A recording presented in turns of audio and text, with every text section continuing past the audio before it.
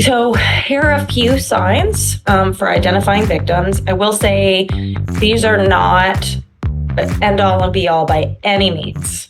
But if you notice that a client that you're working with is getting in and out of cars a lot, if they're creating sexual content on OnlyFans, on social media, if you're a community support worker and you're working with a client and you're picking them up from different motels regularly, right? If they have an older boyfriend, if there's a sort of controlling guy that's like around a lot of the time, or they're afraid to miss a phone call from the boyfriend. Again, these can be signs of domestic violence or other types of maltreatment.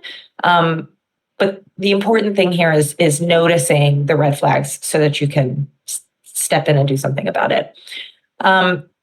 Money, they may not have any money, right? So that's a pretty significant vulnerability. Or they may have flashy gifts or clothes. They may reference that they, made a bunch of money, but somebody else is controlling their bank account. There may be physical signs of abuse. Bruises, burns. There could be tattoos or brands. Often we'll see a name tattooed on the neck as something to look out for. And then they may have minimal or inappropriate clothes for the weather, or be wearing the same clothes all the time. So lots of different types of traffickers. Again, this could be a romantic partner. This one is harder to spot as trafficking because so often victims will say, I'm not being exploited. This is my boyfriend, right? I do this because I love him. We're in this together, etc. And then there's also similarly, if it's parents or aunts or uncles, the victims may be afraid that they're going to get somebody that they love in trouble. Or not even realize that it's abnormal, right? Because everybody in the family does this. Everybody in the family's in the life. Brothel owners and escort services. These are other places where, you'll see traffickers. They are often female that are running these types of operations. Often they have been in the life at some point themselves before this. And there's lots of different types of force, fraud, and coercion that are used to keep people in those situations. And then violence or addiction-based. Again, this could be using violent tactics to control, and or saying, "Oh, I'll give you your drugs once you do X, Y, or Z." So, getting sort of to the how we work with survivors, I wanted to give you kind of that underlying understanding of what trafficking is, but trafficking survivors often feel conflicted, right? So saying, we've rescued you, you're free now, right? Like this, most survivors really see that as disempowering, and are often conflicted about that relationship ending.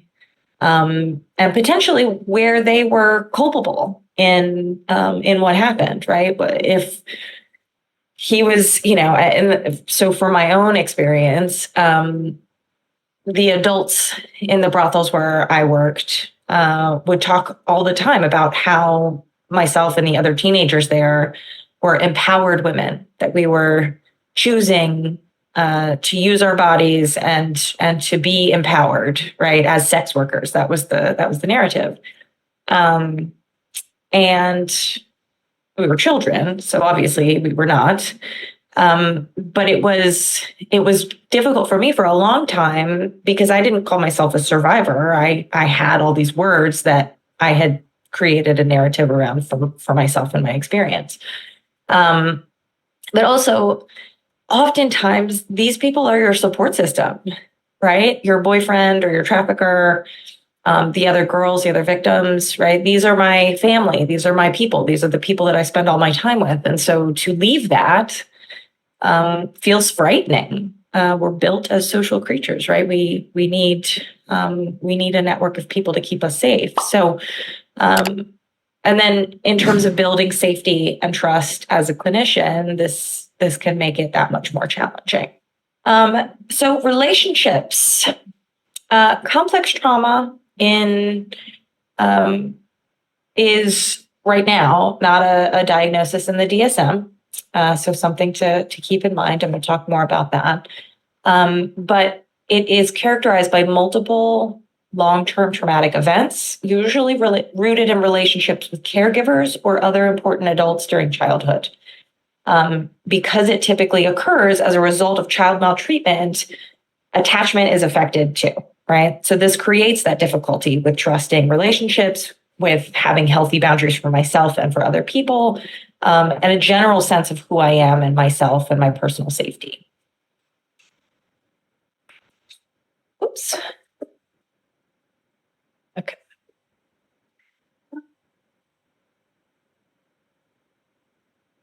Okay. So complex PTSD symptoms, these are similar to PTSD symptoms, right? So we've got flashbacks, nightmares, having repetitive or distressing images or sensations. So it can be multi-senses, right? Like it can be just having flashes of memories or images, or it can be smelling a smell or feeling a sensation in your body. Physical sensations can be pain, sweating, feeling sick, irritability, anger outbursts, insomnia, or other sleeping issues, and difficulty concentrating. So that's typical PTSD. When we look into complex PTSD, we're adding in difficulty with emotional regulation, right? Really hard time controlling those mood swings. Dissociation. So typically it is,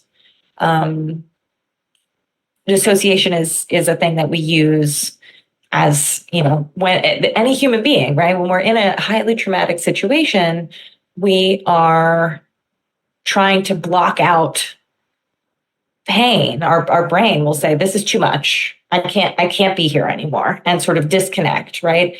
This affects memory, this affects development, it affects all kinds of stuff. I will say, as a survivor of complex trauma, it's hard later to turn that off. So, it can be very easily, I'm triggered and I slip into a state of dissociation, right? Like I'm just, boop, not here. Like I can't, boop, like I've distanced myself from the current situation, right? Feeling worthless, shame and guilt. Again, that is typically associated with the maltreatment itself, like, right, my reaction to it. But also it can be explicitly stated that you are worthless, this is your fault, you chose this, right? And in trafficking, that's really typical that survivors are told, it's about you. There's something about you, like you wanted this, you were fast, whatever, right? And then finding it difficult to feel connected with people, and general relationship instability, right? So I have trouble keeping friends. I have trouble keeping partners. I'm not saying that I do at this point, but I will say that that is something you absolutely have to actively work on in therapy, in relationships, and in your sort of daily coping skill work to say, okay, how am I going to respond in a socially appropriate way here, including setting boundaries, protecting myself, respecting boundaries, managing conflict, right? All of these things.